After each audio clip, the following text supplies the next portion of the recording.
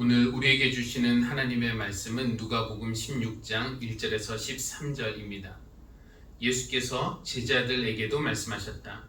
어떤 부자가 있었는데 그는 청지기 하나를 두었다. 그는 이 청지기가 자기 재산을 낭비한다고 하는 소문을 듣고서 그를 불러놓고 말하였다. 자네를 두고 말하는 것이 들리는데 어찌 된 일인가? 자네가 맡아보던 청지기 일을 정리하게. 이제부터 자네는 그 일을 볼 수 없네. 그러자 그 청지기는 속으로 말하였다. 주인이 내게서 청지기 직분을 빼앗으려 하니 어떻게 하면 좋을까? 땅을 파자니 힘이 없고 빌어먹자니 낯이 부끄럽구나. 옳지, 내가 무엇을 해야 할지 알겠다. 내가 청지기의 자리에서 떨려날 때에 사람들이 나를 자기네 집으로 맞아들이도록 조치해 놓아야지. 그래서 그는 자기 주인에게 빚진 사람들을 하나씩 불러다가 첫째 사람에게 당신이 내 주인에게 진 빚이 얼마요? 하고 물었다. 그 사람이 기름 100마리요 하고 대답하니 청지기는 그에게 자, 이것이 당신의 빚문서요. 어서 앉아서 50마리라고 적으시오 하고 말하였다. 그리고 다른 사람에게 묻기를 당신의 빚은 얼마요? 하였다. 그 사람이 밀 100섬이요 하고 대답하니 청지기가 그에게 말하기를 자, 이것이 당신의 빚문서요.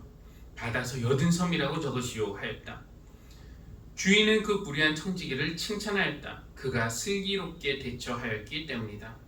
이 세상의 자녀들이 자기네끼리 거래하는 데는 빛의 자녀들보다 더 슬기롭다. 그러므로 내가 너에게 말한다. 불의한 재물로 친구를 사귀어라. 그래서 그 재물이 없어질 때에 그들이 너희를 영원한 처소로 맞아들이게 하여라. 지극히 작은 일에 충실한 사람은 큰 일에도 충실하고 지극히 작은 일에 불의한 사람은 큰 일에도 불의하다. 너희가 불의한 재물에 충실하지 못하였으면 누가 너에게 참된 것을 맡기겠느냐? 또 너희가 남의 것에 충실하지 못하였으면 누가 너에게 너희의 몫인들 내주겠느냐? 한 종이 두 주인을 섬기지 못한다. 그 한쪽을 미워하고 다른 쪽을 사랑하거나 한쪽을 떠받들고 다른 쪽을 업신여길 것이다. 너희는 하나님과 재물을 함께 섬길 수 없다. 아멘.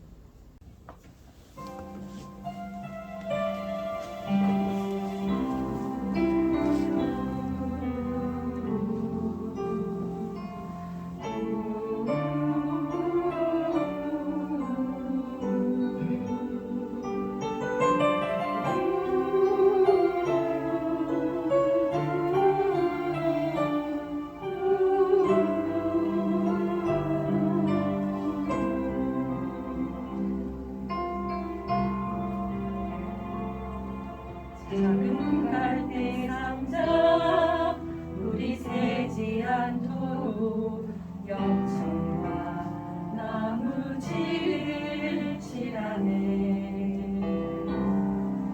어떤 마음이었을까 그녀의 두 눈에 눈물이 흐르고 흘러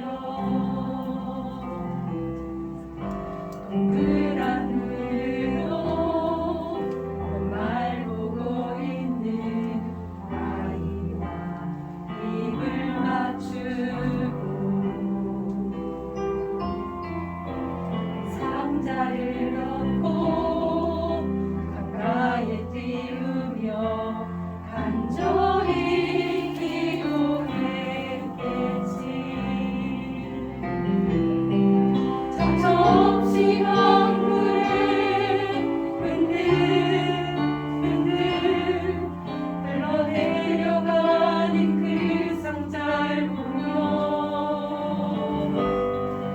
눈을 감아도 보이는 아이와 눈을 맞추며 주저앉아 눈물을 흘렸겠지.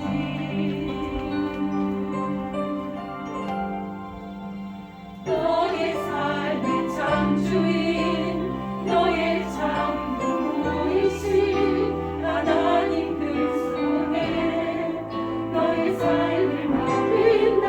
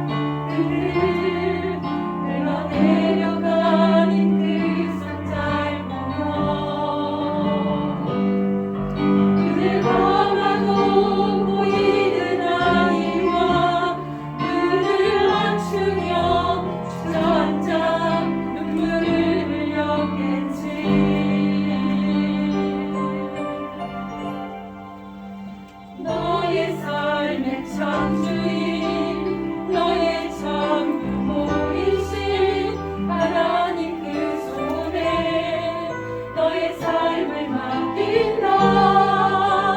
너의 삶의 창조인 너를 이끄신 주 하나님 그 손에 너의 삶을 드린다. 그가 널 구원하시리 그가 널 이끄시리라 그가 널 사용하시리 그가 너를 인도하시리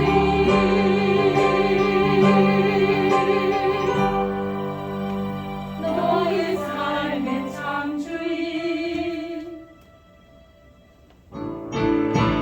너의 삶의 창조인 너의 참 부모이신 하나님 그 손에 너의 삶을 맡긴다.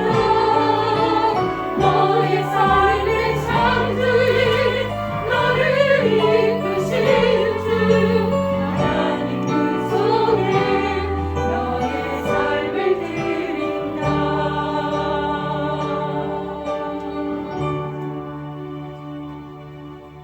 어떤 마음이었을까 그녀의 두 눈에 눈물이 흐르고 흘러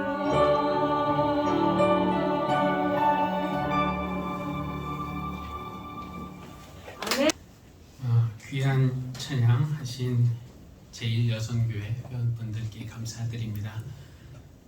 최근에 심리학에 심취해 있는 아내가 하루는 묻더라고요. 가족이 가지는 감정 중에서 좀 안 좋은 게 있는데 뭔지 아냐고 잘 모르겠다 그러니까 책임감이라는 게 별로 안 좋대요. 생각보다 그냥 내 인생 내가 책임진다 이런 책임감은 좋은데 네 인생 내가 책임진다 끝까지 이런 것이 오히려 자녀들에게 좀 나쁜 영향을 줄 수 있다 라고 하는데 오늘 요괴벳의 노래가 그것을 잘 들려주고 있는 것 같아요. 아들을 내가 끝까지 책임지는 것은 어차피 불가능하고 결국 우리에게 있는 책임감이란 하나님께 맡기는 것 이것이 아닌가라는 생각이 들고 오늘 그 찬양을 해준 여성교회에 감사드립니다.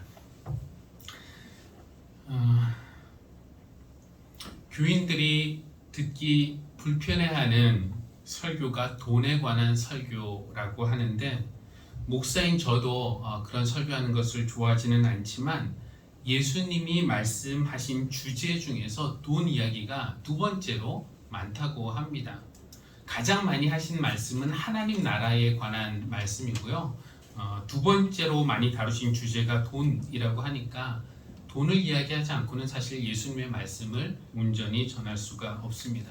오늘 예수님은 우리에게 돈에 대해서 무슨 말씀을 하실까요? 세상에는 나에게 돈이 넉넉하다 이렇게 말하는 사람보다는 돈이 늘 부족하다 이렇게 말하는 사람이 훨씬 더 많을 겁니다. 이 100억 정도의 재산을 가진 사람이 1000억 정도의 재산을 가진 사람들과 함께 골프를 쳤다고 해요. 근데 1000억을 가진 그 사람들이 100억을 가진 사람을 골프 치면서 위로를 했다고 합니다. 그래도 너는 우리보다 골프는 잘 치잖아. 이렇게요. 100억 정도의 재산을 가지고 있고 골프도 잘 치고 이렇게 인생을 즐기면서 살면은 행복하지 않을까요? 그런데 그 10억 정도의 재산을 가진 그의 형이 100억 정도의 재산을 가진 그 동생을 동생이 그리 행복하지 않다는 것을 알기 때문에 별로 부럽지 않다라고 그렇게 말을 했다고 합니다. 돈이 그렇게 많으면 뭐해? 별로 행복하지 않은데 나는 부럽지 않아. 무슨 요즘 그런 노래도 있죠. 난 부럽지 않아. 근데 저는 부럽더라고요. 그게 100억 정도 재산을 가진 그 사람도 부럽고 10억 정도의 재산을 가지고 있으면서 100억 가진 동생 그렇게 부럽지 않다고 말하는 그 사람도 이제 부럽더라고요. 그런데 세상에는 저 정도의 재산을 가지고 있는 사람을 부러워하는 그런 사람들도 있겠죠. 뭐 강남 기준이 아니라 전국적으로 볼 때 많은 사람들은 이 1억 재산이 없어서 10억 가진 사람들을 무척 부러워할 겁니다. 아, 정말 좋겠다. 나에게도 10억만 있으면 얼마나 좋을까. 그런가 하면은 나에게 1억의 재산만 있어도 너무 좋겠다 라고 말하는 사람들도 이 세상에는 얼마나 많이 있겠습니까? 우리 교회 주보에 있는 뭐 미자립 교회 목회자들, 아니 우리가 후원하는 선교사님들, 제가 그분들의 재산을 알지는 못하지만 또 여기에 있는 뭐 사회복지 단체나 기관들, 특별히 신망원과 안산 희망홈에서 거주하는 아동과 청소년들, 또 나이가 돼서 홀로 독립해야 하는 그 청년들에게 1억이라는 숫자는 너무 비현실적으로 큰 숫자처럼 보이지 않을까요? 돈이라는 것이 참 좋으면서도 무섭습니다. 뭐 좋은 점이야 이야기할 필요도 없고요. 우리 다 아니까. 돈이 무서운 것은 그 돈이 우리에게 주어지는 순간 쉽게 우리를 망칠 수도 있기 때문인데요. 돈은 뭐 부모든지 뭐 회사든지 고객이든지 우리에게 돈을 대는 사람에게 우리가 비굴해지도록 만들기도 하고요. 또 친구가 나보다 훨씬 더 많은 돈을 가지고 있다는 것을 알게 되는 순간에 그동안 누려왔던 이 마음의 평안이 확 깨져버리기도 하고요. 나는 너무 어렵게 돈을 모으고 잘 모이지도 않는데 어떤 사람은 너무 쉽게 또 불이하게 어마어마한 돈을 손에 쥐고 있는 것을 보면은 이 박탈감에 괴롭기까지 합니다. 어떻게 하면 우리는 돈 때문에 너무 걱정하지 않고 돈 때문에 괴로워하지 않고 돈 때문에 싸우지 않고 돈 때문에 타락하지 않고 잘 살 수 있을까요? 오늘 예수님이 하시는 비유는 돈에 관련된 것인데요. 이 비유에 한 부자가 나옵니다. 그가 자기 재산을 믿을 만한 청지기, 관리인에게 맡겨서 관리하게 했는데 그 청지기가 자기 재산을 낭비하고 있다라는 소문을 듣게 돼요. 그래서 그를 불러서 해고해야겠다고 통보를 합니다. 자네를 두고 소문이 들리는데 이게 어찌된 일인가? 맡아보던 청지기를 정리하게 더 이상 자네에게 맡길 수가 없겠네. 이렇게 말합니다. 이 해고 통보를 들었을 때 그 청지기가 그 말을 듣고 아이고 이런 내가 잘못했구나. 어서 용서를 빌어보자 라고 생각했다면 어땠을까요? 주인님 정말 죄송합니다. 제가 돈에 눈이 멀어서 그만 이런 실수를 저질렀습니다. 다시는 이러지 않겠습니다. 이렇게 회개하고 용서를 구했다면 그러면 주인이 자네의 뉘우침에서 진실이 느껴지네. 줬소. 이번 한 번만 더 기회를 주겠소. 이렇게 용서해 준다면 어땠을까요? 그런 이야기가 성경에 더 잘 어울릴 것 같아요. 그러면 성경을 읽는 우리도 우리가 이렇게 잘못하고 실수하지만 또 인정하고 회개하고 용서를 구하면 하나님이 용서해 주시지. 이런 교훈을 배울 만도 한데 근데 오늘 이런 이야기는 예수님의 비유에 없습니다. 이 비유는 우리가 예상한 것과는 전혀 다른 그런 방향으로 가고 있는데요. 해고 통보를 받은 청지기가 걱정하기 시작합니다. 땅을 파자니 힘이 없고 빌어먹자니 부끄럽고 이거 어떻게 하나. 그러다가 기막힌 아이디어가 떠오르게 되죠.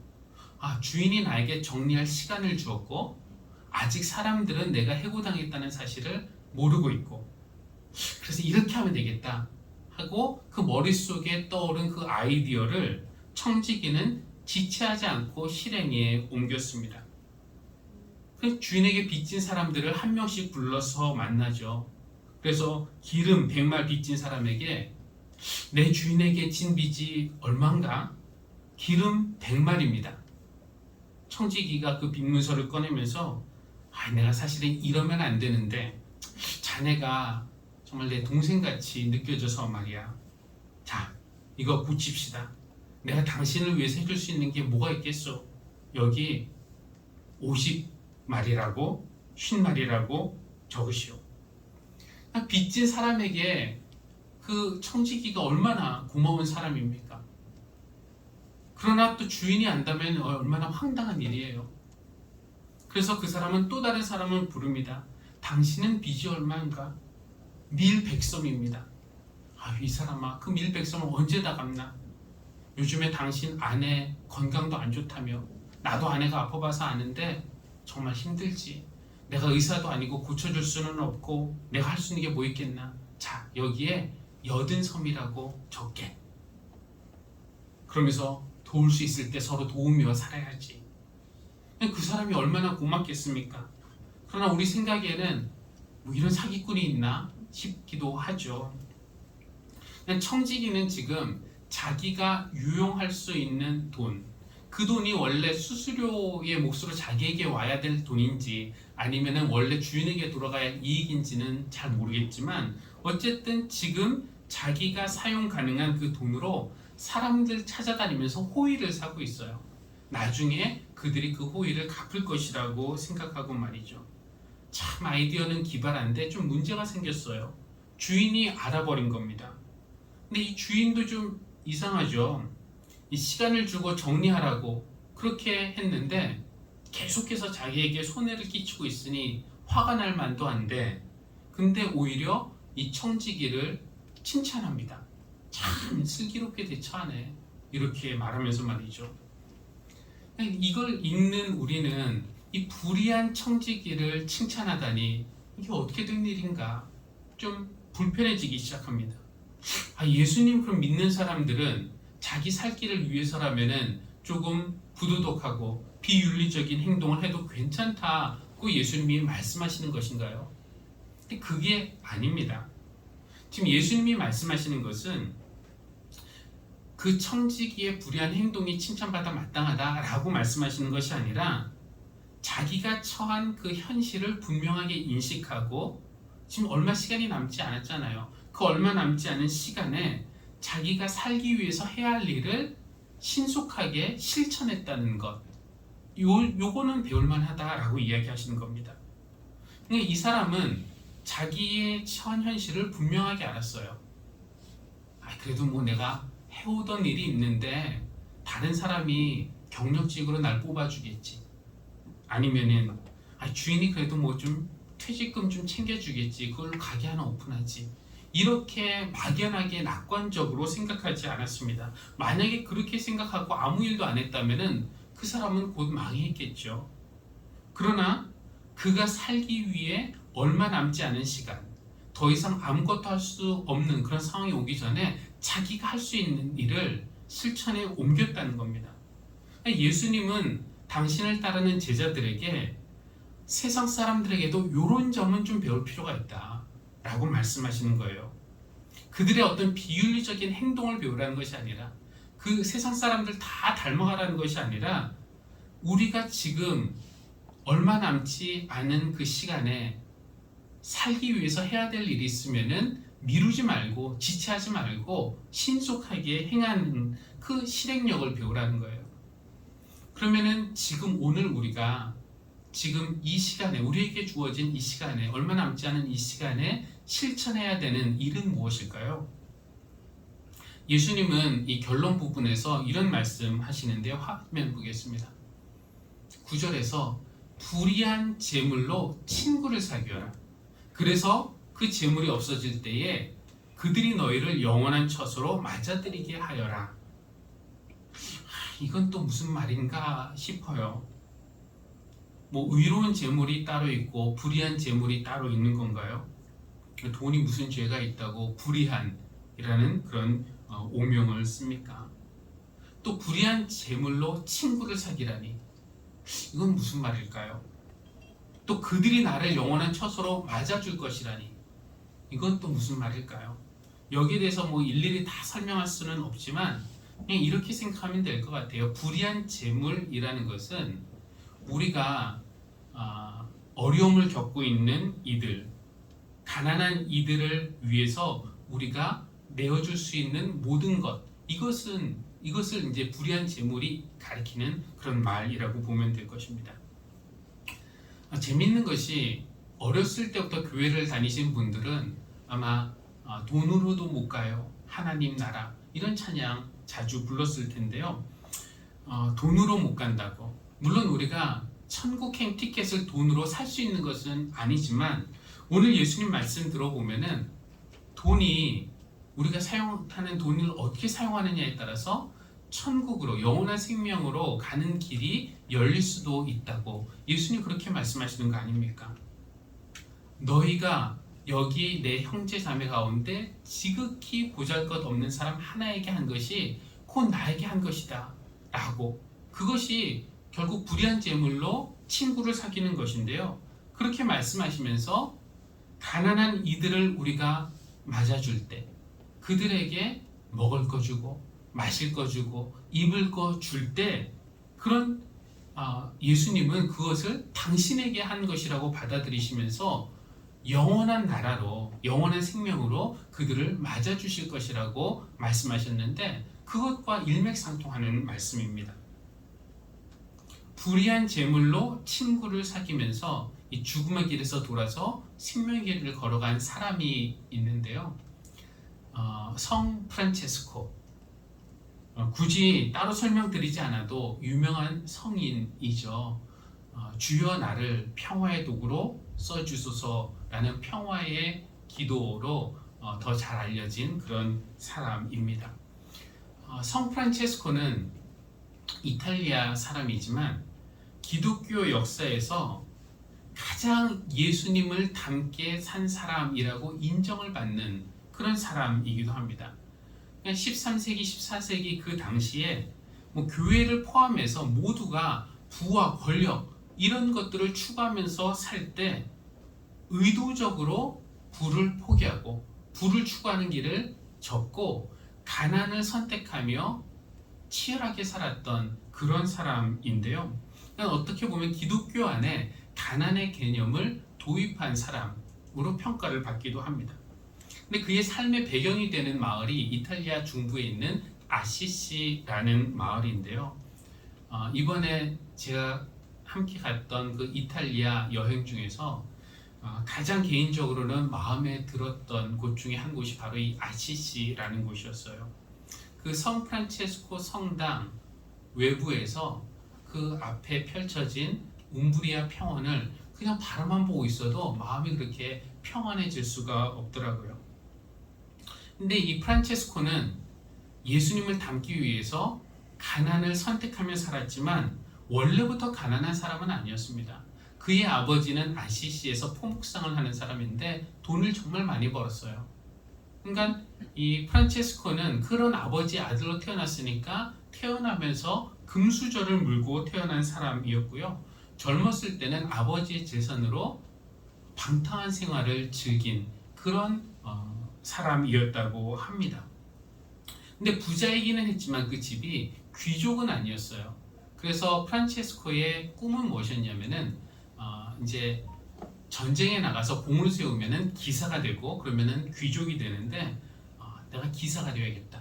이런 꿈을 가지고 그 아시시와 페루지아 그렇게 멀지 않은데 예전에 안정환이 그 이탈리아에서 축구할 때 페루지아에서 했거든요.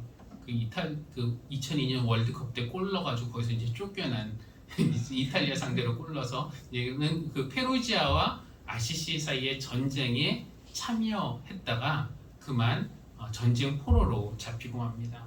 1년 동안 전쟁 포로 생활을 하게 되고요. 그 이후에 두 도시 사이에 두 도시 국가 사이에 이제 평화 조약이 체결되어서 고향으로 돌아오기는 했는데 근데 다시 또 무슨 병에 걸려요.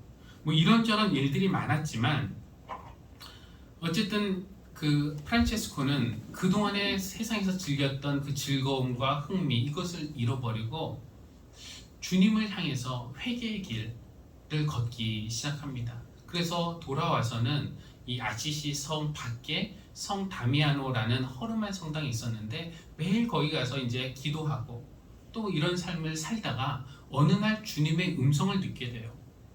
어떤 음성이었냐면은 네가 지금까지 사랑했던 것, 네 것으로 만들기로 갈망했던 것을 너가 미워해야 한다. 그러면 전에 달콤했던 것들이 너에게 쓰게 되고 전에 너를 두렵게 했던 것들이 너에게 큰 달콤함이 될 것이고 너를 평화롭게 할 것이다 라는 음성을 듣게 됩니다. 근데 전에 이 프란체스코가 두려워했던 것 중에 하나가 뭐였냐면은 나병 환자들이었어요. 근데 이런 음성을 듣고 얼마 후에 프란체스코가 말을 타고 이 아시시 성 밖을 가던 중에 나병 환자 한 명을 만나게 되었습니다. 이 성 밖에서 나병 환자를 만나는 것, 이것이 너무나 두렵고 그들이 무서웠던 프란체스코였는데 이번에는 그 음성을 들었으니까 두려워했던 것들이 너에게 큰 달콤함이 될 것이다 라는 음성을 들었기 때문에 내적으로 싸움을 합니다. 이 두려움, 이 혐오감을 극복해야겠다. 그리고 말에서 내려서 그 나병 환자에게 다가가서 손을 잡고 그 손에 키스를 하고 그 사람을 안아주고 자기가 입고 있던 옷을 벗어서 줍니다. 그리고 다시 말을 타려고 돌아서다가 잠깐 뒤를 돌아봤는데 그 나병 환자가 없어진 거예요. 눈앞에서 사라졌습니다. 뭐지? 우리 같으면 귀신이었나? 이럴 만한 상황이었지만 이 성 프란체스코는 주님이었나? 라는 생각이 문득 마음에 든 겁니다. 그러면 내가 주님을 안아주고 주님 손에 키스하고 주님에게 옷을 벗어준 것인가? 이제 이런 생각이 들었던 것이죠. 이것이 바로 불의한 제물로 친구를 사귀는 것이라고 할 수 있는데 이 경험을 한 후에 프란체스코는 이 주님에게 한 거니까 얼마나 기쁩니까? 그래서 더 힘을 얻고 위로를 얻어서 마치 주님께 하듯이 또 다른 사람들에게 이런 자선과 구제를 실천하면서 살았다는 것입니다. 근데 이런 비슷한 이야기가 또 있어요. 그냥 기독교 역사에서 예수님을 가장 닮은 삶을 살았다는 성인만 이런 일을 하는 것이 아니라 우리 같은 평범한 사람들에게도 비슷한 경험이 생깁니다. 어떤 아동 작가가 들려주는 이야기, 그 책 속에 있는 이야기인데요.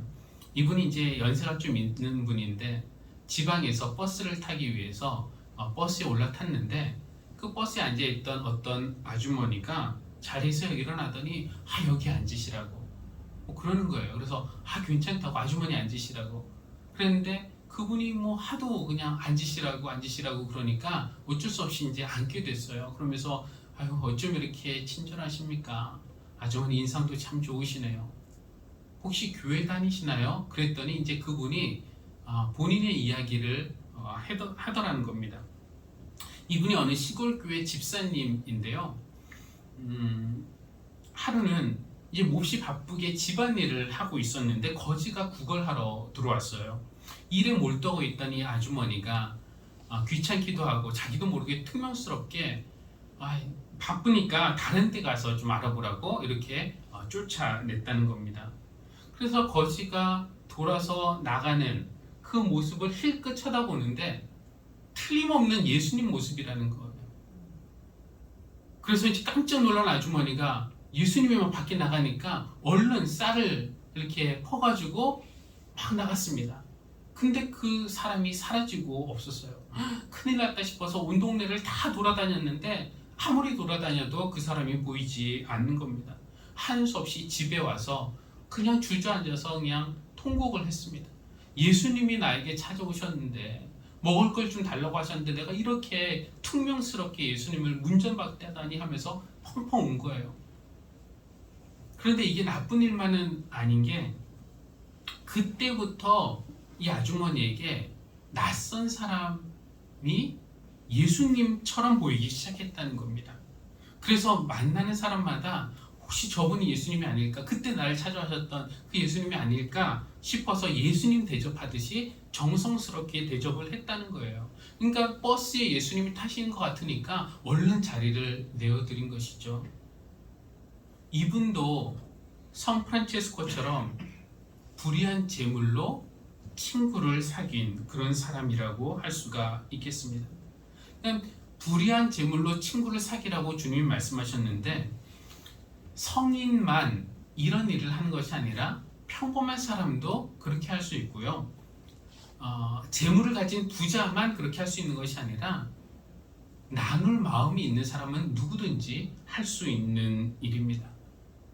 오늘 말씀 후에 배구진 선교사님이 특송을 할 텐데요.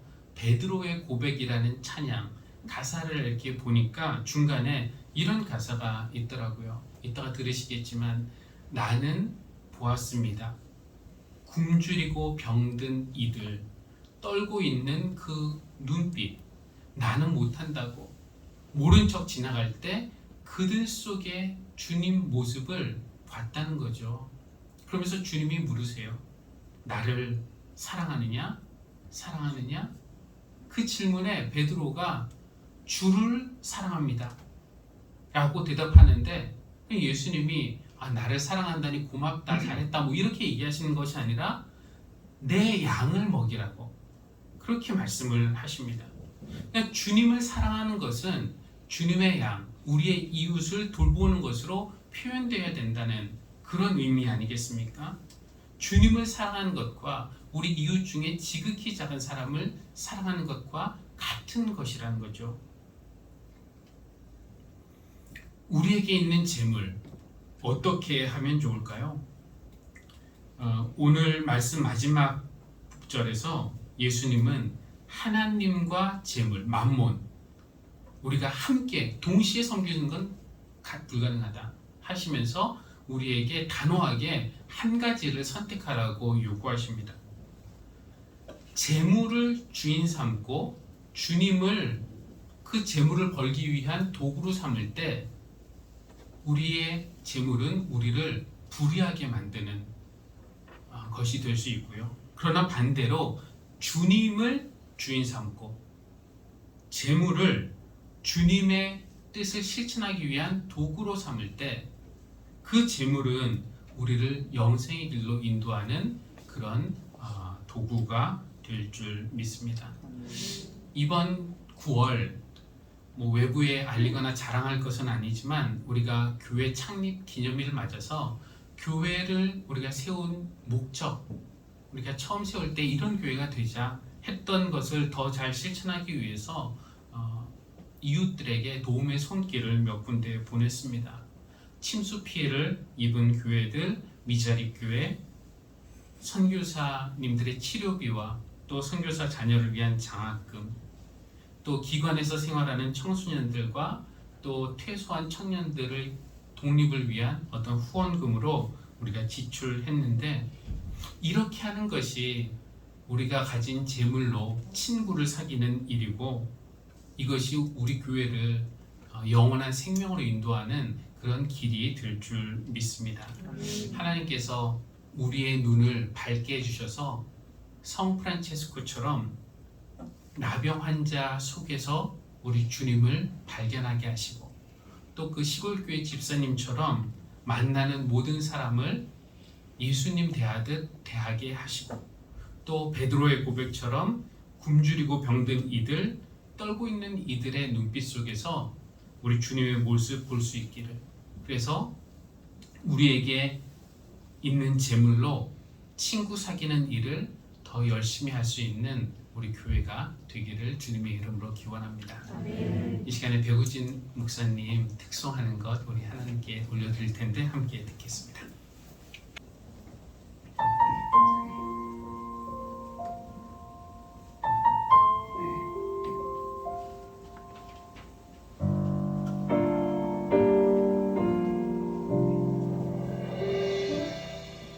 나는 들었습니다.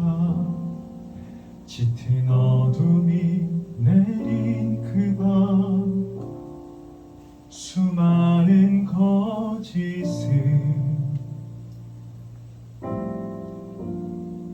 아무 말도 못하고 듣기만 했는데 왜 그리 불안한지 날 보았습니다. 불에 비친 주의 얼굴, 피로 먹는 그 얼굴, 나는 정말 모른다 할 때 돌아보신 주의 눈은 사랑하느냐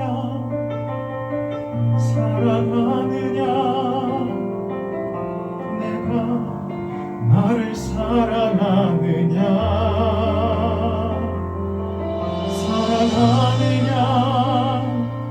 주님 내게 말씀하시네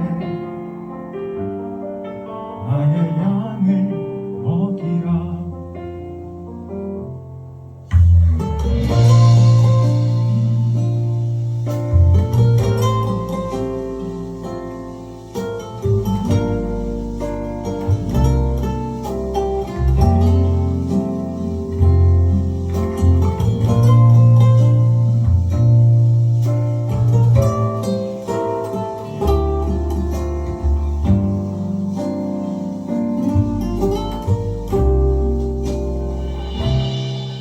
나는 들었습니다 조용히 비가 내린 그밤 분명한 주의 음성 이웃을 사랑하라 알고는 있는데 왜 그리 안 되는지 나는 보았습니다 굶주리고 병든 이들 떨고 있는 그 눈빛 나는 못한다고 모른 척 지나갈 때 그들 속에 주님 모습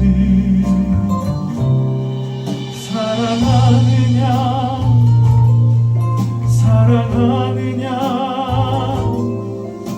내가 나를 사랑하느냐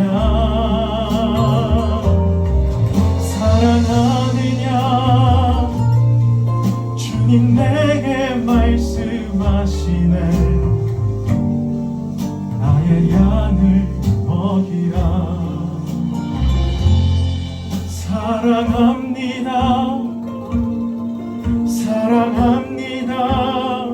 그 무엇보다 주를 사랑합니다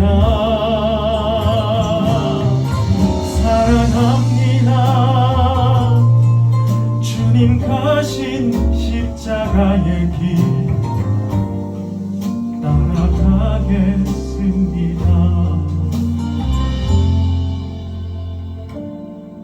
주를 사랑합니다